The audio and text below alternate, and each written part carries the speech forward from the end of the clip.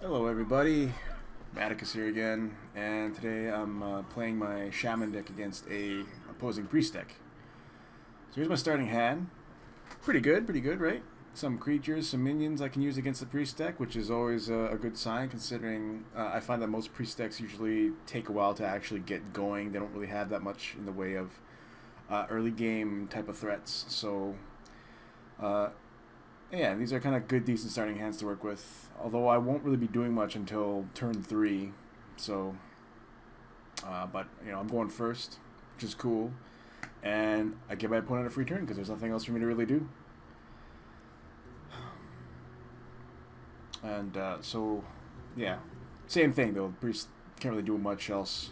It does take him a while to get going as well, and I just make a totem and pass with not exactly the totem that I wanted, considering it's an early game. And although health restore is pretty cool, it's not really relevant in the first couple of turns since I'm not really taking that many hits, right?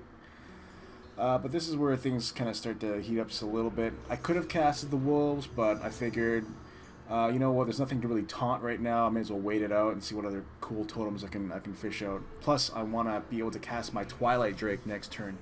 If I casted my wolves this turn, I'd have to wait till turn 5 to put out the Drake due to the Ghost Wolves overload. Not gonna 7/7 Drake. My opponent has his own little acolyte in play, and I don't think he's going to attack with it. I don't remember actually what happened. Just we'll have to wait and see. I'm not actually recording this live. I'm just, I recorded the game, but just doing my little voiceover after the fact here. Okay, that's what he did, right? So he uses Divine Spirit, buffs the health a little bit, whips out the coin, and he equalizes it with Inner Fire, turning it into a 6/6, and decides to just plow into my my totem there, getting it out of the way. I don't think that was a good move, considering I can, my Drake just eats it heads up. And there's a Rock Biter. I put on Thrall instead to get rid of that little summoner there, because I don't know what kind of cheap minions my opponent's going to be using. I screwed up here. I could have attacked with my health totem, but I was kind of in a rush, and yeah, that was a misplay on my part. Any chance you get to deal damage to your opponent, you should take advantage of it and just go with it, even if it's only 1 damage, because you never know when that 1 damage is going to make or break a game. So at this point, my opponent's a little bit. He's on the back foot right now. He doesn't really have much in the way of options. He's got 5 mana. Like, I'm waiting for maybe a Holy Nova, but he drops out a Mogushan Warden. And then he just whips out the second Inner Fire of the game, so I know I don't have to worry about that anymore. Let's see, what did I do here again? Alright, I had a Rock Biter, and I'm deciding between either using my Drake and suiciding it into the trading with the Warden, or I can throw the Rock Biter onto one of my guys up there and just go trade 2 for 1. And that's kind of ultimately what I ended up doing, because I didn't really need the totem either, and I'd rather preserve the Drake because it just hits that much harder since the Rock Biter expires after a turn anyway. So I might as well just get rid of those 2 and just kind of free the way for my Drake there. Not to mention I have a chance of making another totem that come in handy. And I finish out the turn with Ghost Wolves. I've got a nice little miniature wall of minions in front of me right now, and it's going to be a bit of a pain to deal with. But he ends up using a Holy Smite on it, and I know what's coming next. Holy Nova. He didn't really have much in the way of options there. I mean, I think Holy Nova's 5 mana, which will heal for 2 and damage for 2. And I think it's a little expensive for a Priest, but it's the only board clear that they have, so it's kind of unfortunate. There, I played a Manatite Totem, and I drew into a Lucky Earth Shock. So now I've got something to use in the event of any kind of minions that catch me off guard here. Of course, he Shadow Word Paints my Manatite Totem.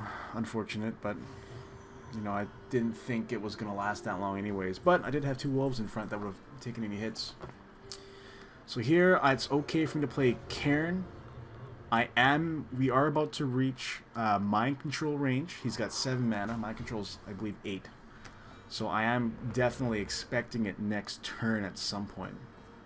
But I'm going to make another totem, and I'm deciding between attacking the Acolyte, but every time the Acolyte takes damage, he gets a card, and I decided against that because I know he's got 2 cards in his hands. So I'd rather attack him and deny him those 2 extra cards. There's the mind control that I'm looking for.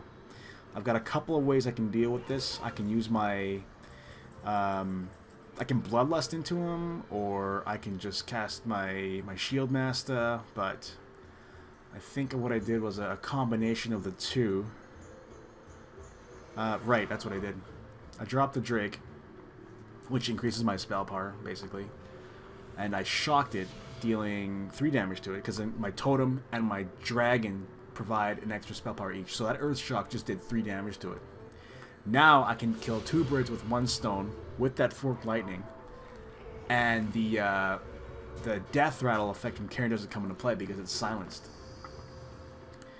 So, I make another totem, which kind of heals up. At this point, I've kind of got the game on lockdown. He's got half my life here. There's not really much in the way he's got of options, unless he whips out another Holy Nova, which I think he may have done. I don't know yet. Spoilers. Spoiler alert. So, let's see what happens here. Nope, never mind. Massive Spell. And to draw a card into a Shield Bearer, which doesn't really quite do him much good here. Yeah, now he's just throwing as much stuff on the board. He's trying to survive and buy as much time as possible, but it's not going to work out, unfortunately. Yeah, I just cast Bloodlust and I just pretty much go to town at this stage of the game. About 7, 12. Yep, that's game over. So that's basically how a Shaman will play against the Priest. The big things to worry about are mind controls and the Divine Spirit Inner Fire combo. Anyway, that's the match. Thanks for watching.